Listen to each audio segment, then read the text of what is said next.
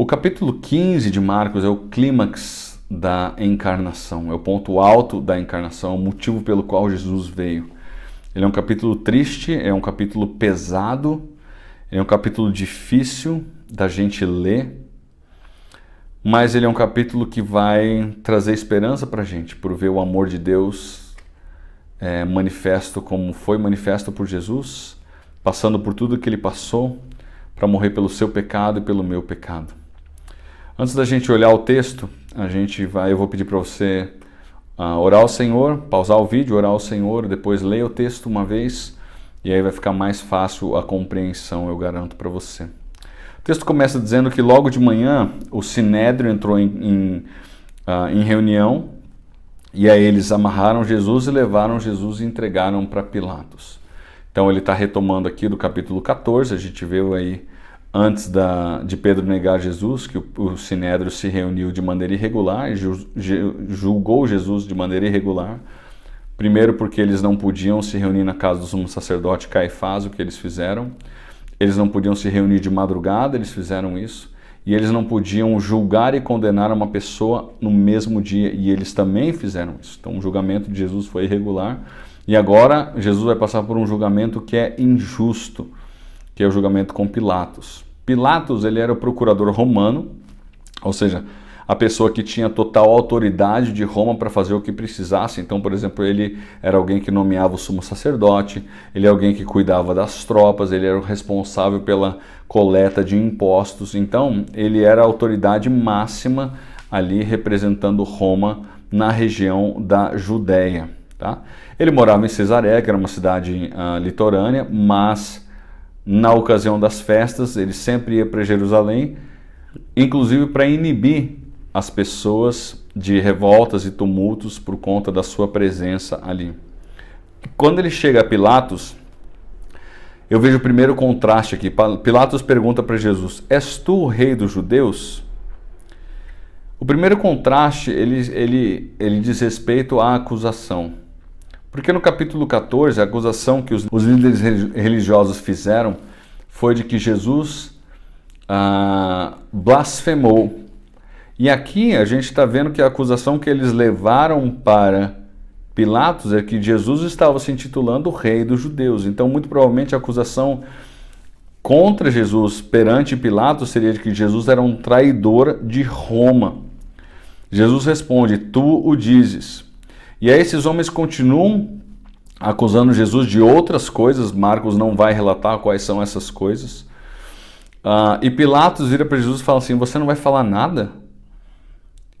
E ele fica admirado com o silêncio de Jesus. E o silêncio de Jesus havia sido profetizado em Isaías capítulo 53, nos versículos 7 e 8, que Jesus ele seria como uma ovelha muda diante dos seus tosqueadores, e assim aconteceu.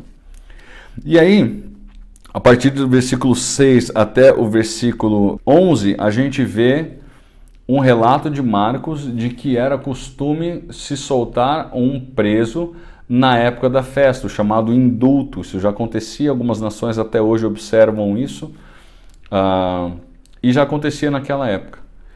E a opção que eles tinham era um homem chamado Barrabás. E Barrabás, o texto vai dizer que ele era um homem que foi preso com amotinadores, versículo 7, os quais em um tumulto haviam cometido homicídio.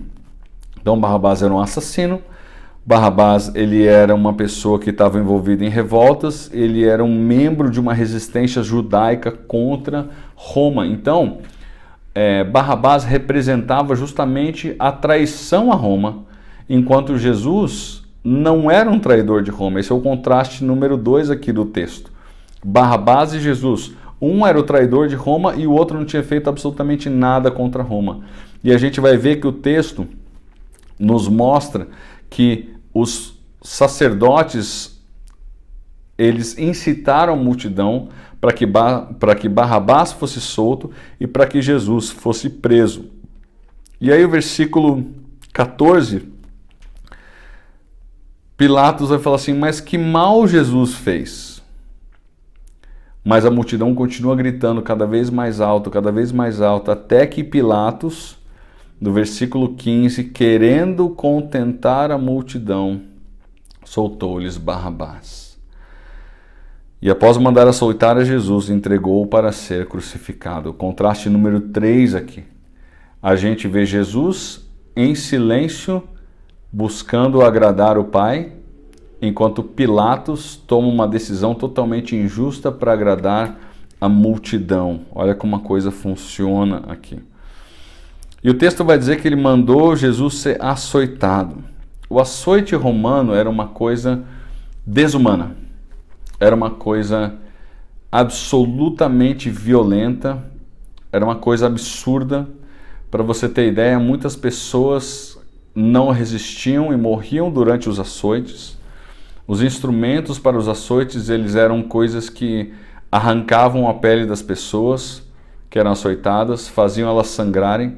Para você ter ideia, os cortes eram tão profundos que às vezes os ossos das pessoas nas costas apareciam de tanto que eles eram judiados pelos açoites. As pessoas sangravam absurdamente.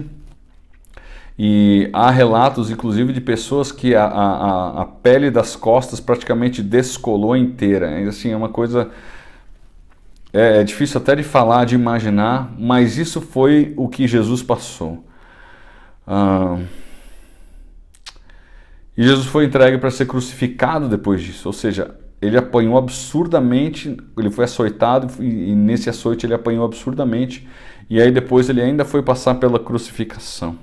Versículo 16, então os soldados o levaram para dentro do palácio, que é o pretório, que é a residência do governador, e reuniram todo o destacamento. Aqui a gente vê mais um nível de zombaria acontecendo.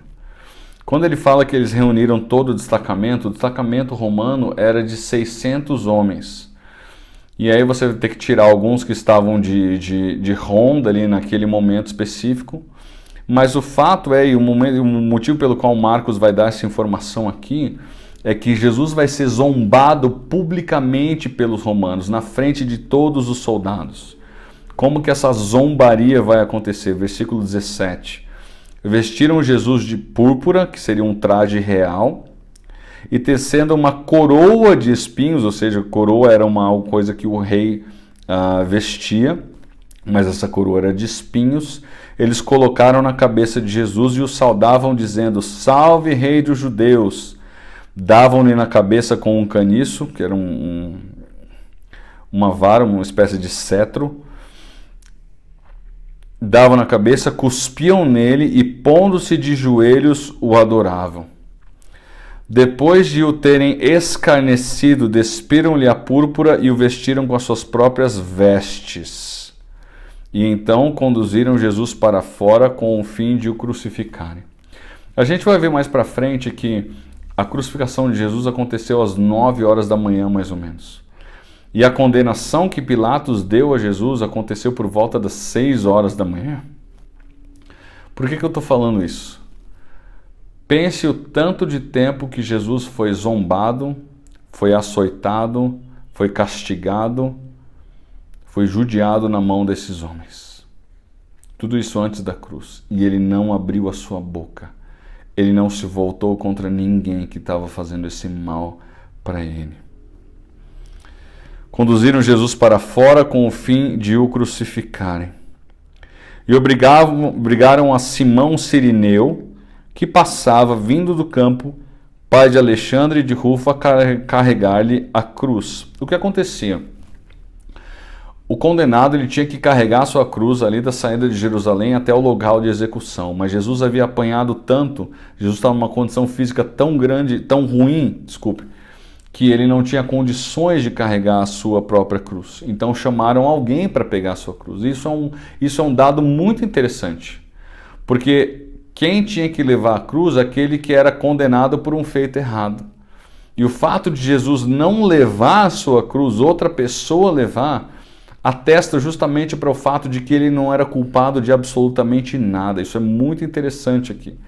E Simão Cirineu, o texto vai falar que ele é pai de Alexandre e de Rufo. Em Romanos capítulo 16, Rufo é mencionado. Então, muito provavelmente, Rufo era um líder da igreja em Roma, para a qual Marcos escreveu esse evangelho. Então ele era um conhecido de Marcos, e é uma menção muito interessante. Ele, quando fala sirineu, ele era um homem que provavelmente morava na parte norte da África e veio para Jerusalém por ocasião da festa da Páscoa. E ele levou a cruz de Jesus, uma cruz que pesava mais ou menos 45 quilos, é o que eles estimam aí. E levaram Jesus para o Gólgota, que quer dizer lugar da caveira.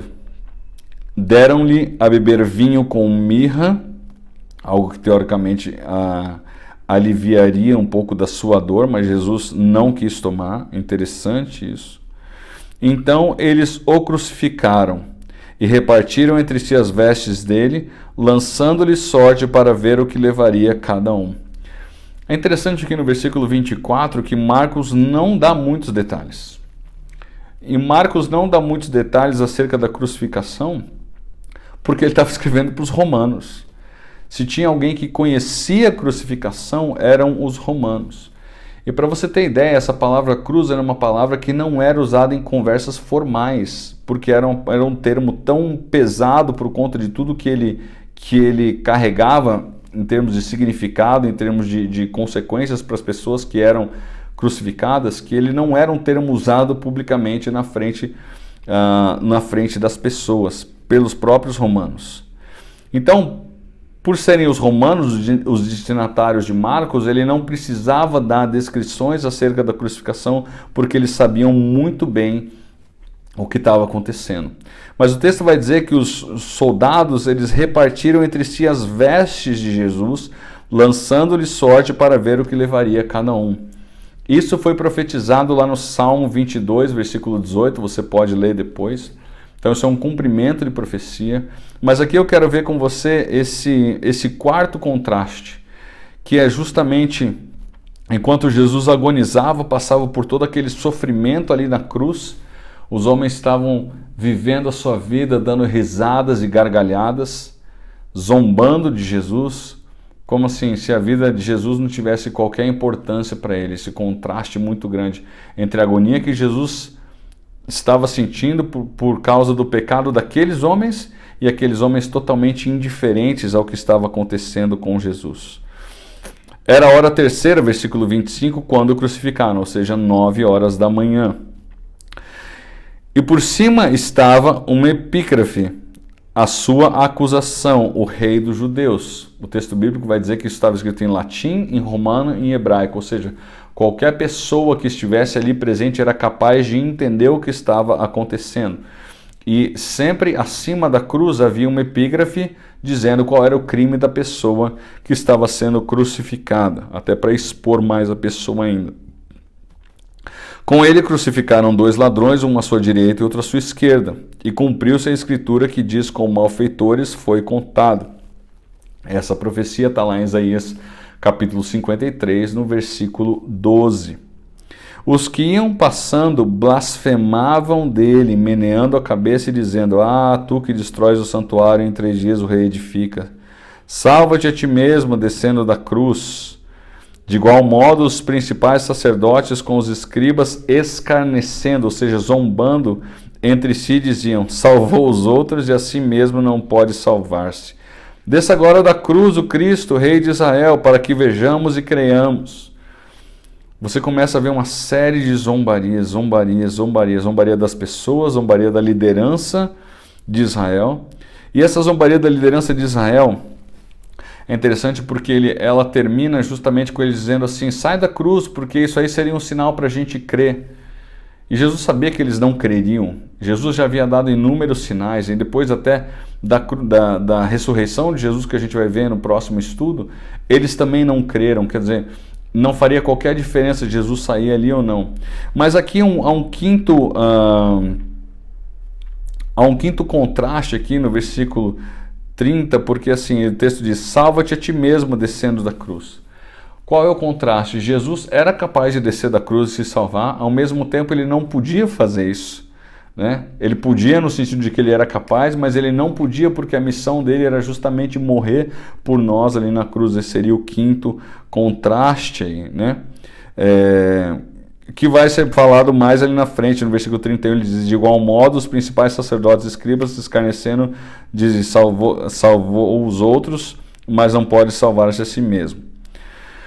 E aí o que acontece? Também com ele foram crucificados, os que com ele foram crucificados o insultaram. Então a gente tem mais um contraste aí, o sexto contraste. A gente tem literalmente todas as classes sociais dos judeus zombando de Jesus. Você tem os líderes religiosos, que eram as pessoas mais importantes e mais ricas, até os assassinos e bandidos, que eram, vamos dizer assim, a ralé do povo, zombando igualmente de Jesus. Felizmente, um dos ladrões, depois ele reconheceu, ele mudou de atitude, ele reconheceu que Jesus era realmente o Filho de Deus, e hoje ele está no céu, e um dia a gente vai conhecer ele pessoalmente. Aí vai ser uma coisa emocionante quando isso acontecer. E aí o que aconteceu? Versículo 33. Chegada a hora sexta, ou seja, meio-dia, houve trevas sobre toda a terra até a hora nona, às 3 da tarde.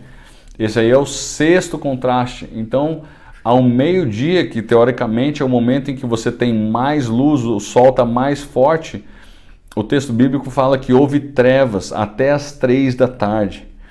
O que se entende aqui é que durante essas 3 horas, Jesus recebeu sobre si a ira do Pai por causa do pecado do mundo. Foi um momento terrível, um momento difícil, um momento mais angustiante de Jesus. Não pela dor física, mas pela dor espiritual, porque ele experimentaria uma separação do Pai, que vai ser descrita aí no próximo versículo. Olha comigo aí. Versículo 34. A hora nona, ou seja, às 3 da tarde, clamou Jesus em alta voz. Interessante esse alta voz, porque Jesus, a condição física dele era terrível, ele estava totalmente destruído. Mas ao mesmo tempo ele tinha força suficiente para clamar aquele que seria o brado de vitória dele contra o pecado. Aqui ele bradou em alta voz 2 coisas. A primeira, ele bradou o seguinte: Eloi, Eloi, lama sabachthani, que quer dizer: Deus meu, por que me desamparaste? Essa é uma coisa que está escrito lá no Salmo 22, o Salmo messiânico, no versículo 1.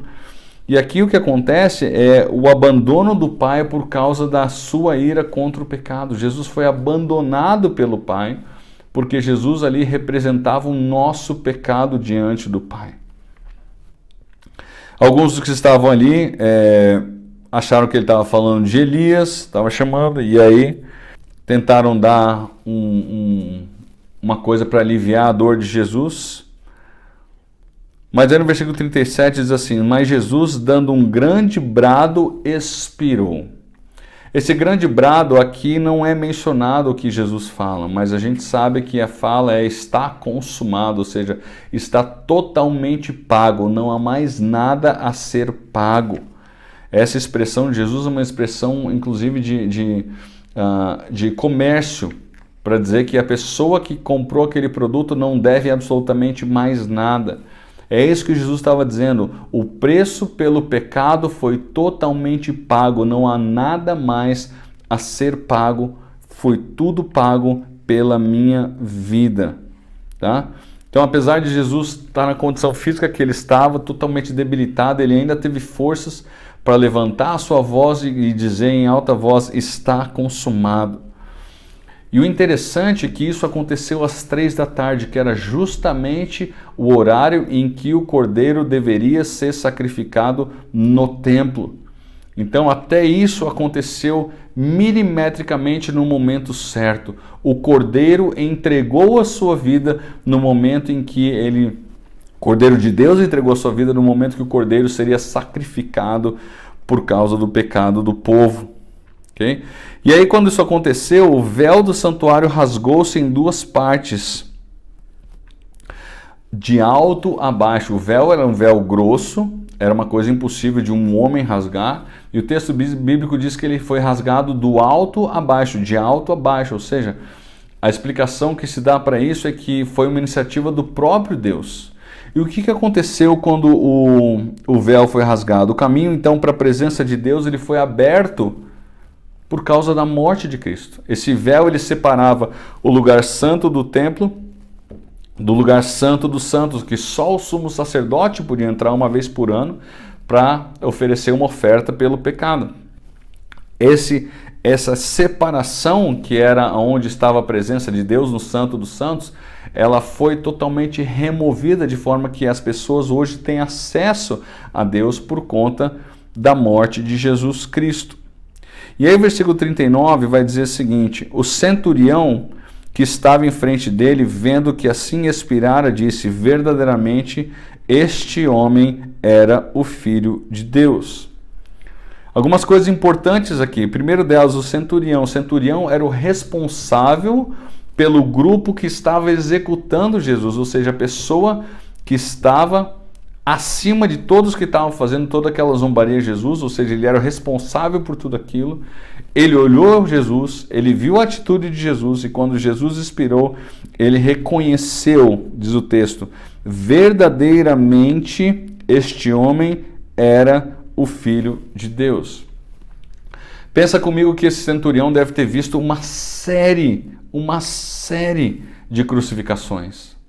Então ele estava acostumado com a realidade da crucificação.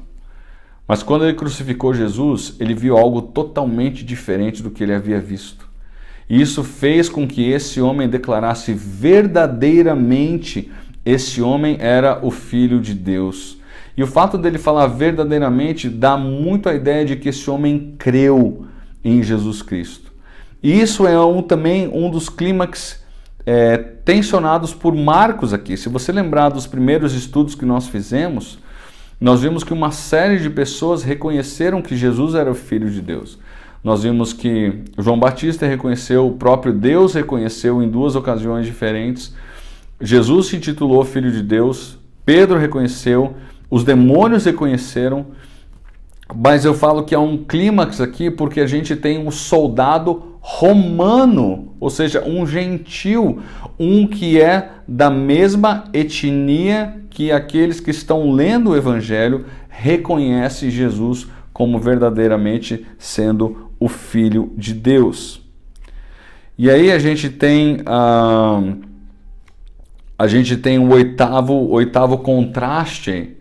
Por quê? Porque a gente tem os judeus blasfemando e um gentil reconhecendo Jesus como o Filho de Deus. Tá? E aí um outro contraste, eu acho que eu acabei pulando o sétimo contraste, mas ele está implícito no texto, que é o contraste do sofrimento físico de Jesus, o que ele passou antes e durante a crucificação, com o sofrimento espiritual que ele sofreu durante o meio-dia e as 3 horas da tarde, quando a ira de Deus desceu sobre ele para pagar o preço, satisfazer para ele pagar o preço pelos pecados de cada um de nós. Então, esse contraste aí, o sétimo contraste, eu acho que eu acabei pulando aí, falei do oitavo direto aí. E aí nós temos, versículo 40, estavam ali algumas mulheres observando de longe, entre elas Maria Madalena, mãe de Tiago, o menor, e de José, e Salomé. Salomé é irmã de Maria, mãe de Jesus, então ela era tia de Jesus. As quais, quando Jesus estava na Galileia, o acompanhavam e serviam. Além destas, muitas outras haviam subido com ele para Jerusalém ao cair da tarde, por ser dia da preparação, isto é, a véspera para o sábado. E aí a gente vê o nono contraste de uma pessoa que nem aparece nesse texto.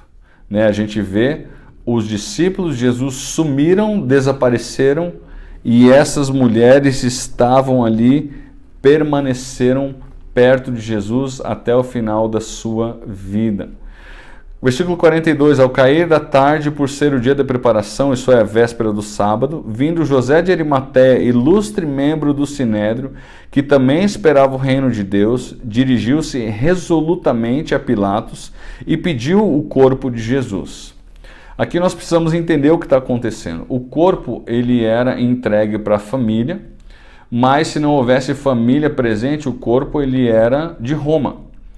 Então, José de Arimateia foi rapidamente pedir para Pilatos para ficar com o corpo de Jesus. Provavelmente a mãe de Jesus não estava nem ali perto quando isso tudo aconteceu.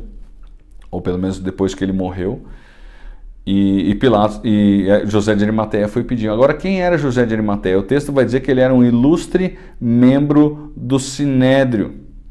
Se você olhar em Lucas capítulo 23, 51, que fala um pouco mais detalhadamente sobre isso, é interessante a gente ver que José de Arimateia foi um dos que não concordou com a condenação que o Sinédrio fez para Jesus. Nem ele, nem Nicodemos, que o texto aqui de Marcos não fala, mas que outras passagens vão dizer que ajudou José de Arimateia a tirar o corpo de Jesus, envolver o corpo de Jesus em panos e sepultar Jesus. Tá? Então, a gente vê pelo menos dois homens. Nicodemos fica mais claro quem ele era, porque em João capítulo 3, logo no início do Evangelho de João, a gente tem um encontro e ele pergunta acerca da salvação e Jesus expõe claramente a salvação para Nicodemos. Então esses dois homens que eram contrários aí à condenação de Jesus foram os homens que pegaram o corpo de Jesus e levaram para ser sepultado. Mas Pilatos, versículo 44, admirou-se de que ele já tivesse morrido. Porque a crucificação era um método que era desenvolvido para que a pessoa sofresse durante dias.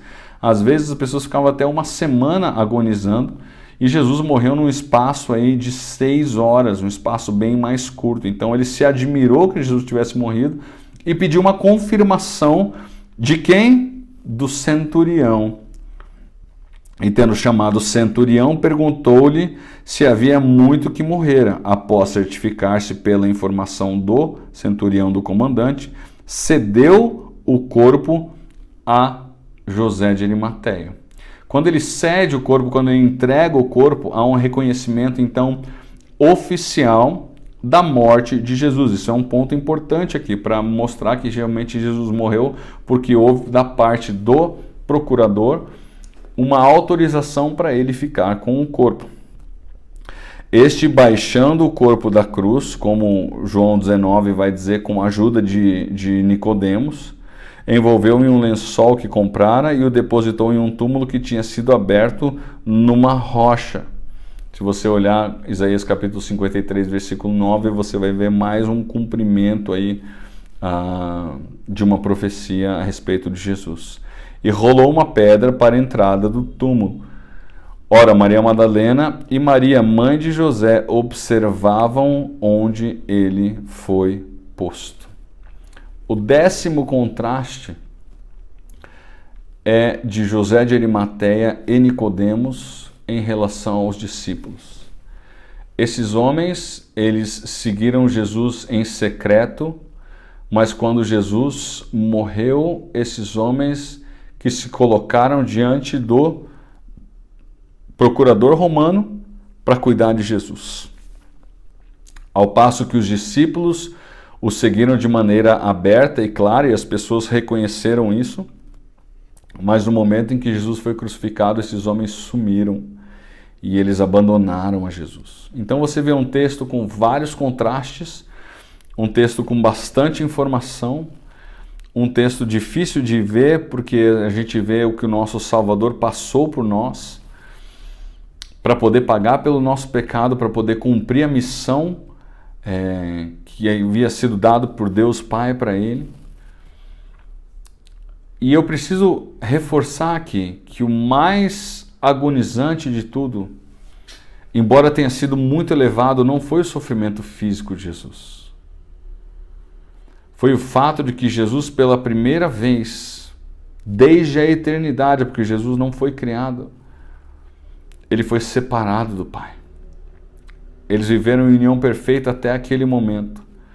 Mas por causa de Jesus receber o nosso pecado sobre ele,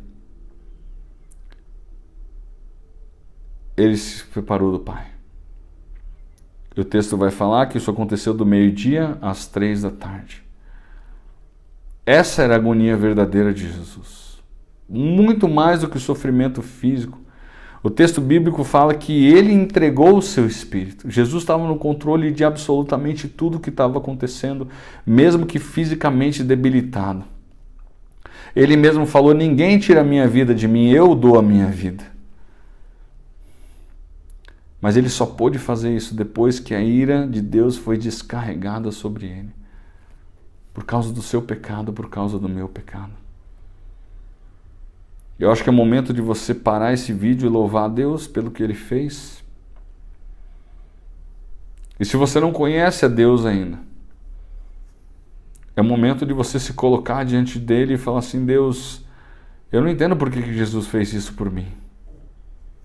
Mas eu quero reconhecer que eu preciso desse sacrifício dele na minha vida, para pagar pelo meu pecado. E eu quero que ele seja o meu Senhor e meu Salvador. Eu queria orar. Diferente dos outros estudos em que eu não fazia isso, eu queria encerrar esse tempo orando. E agradecendo a Deus pelo que Ele fez por nós. Deus, muito obrigado. Muito obrigado. Porque o Senhor foi até o fim. Inúmeras, Deus, foram as situações em que o Senhor poderia falar: chega, não quero mais. E o Senhor não fez isso. Obrigado porque ali naquela cruz o Senhor foi até o fim para pagar pelo meu pecado.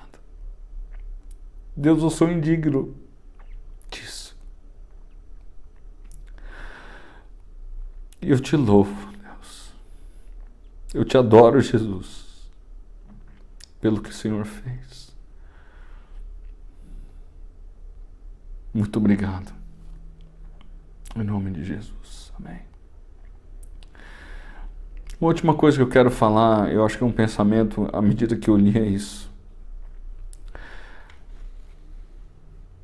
A palavra que eu mais escrevi à medida que eu preparava esse estudo do capítulo 15 foi a palavra zombaria. Jesus foi zombado, como eu falei, em todas as esferas. Por judeus, por gentios, por ricos, por pobres, por velhos, por jovens.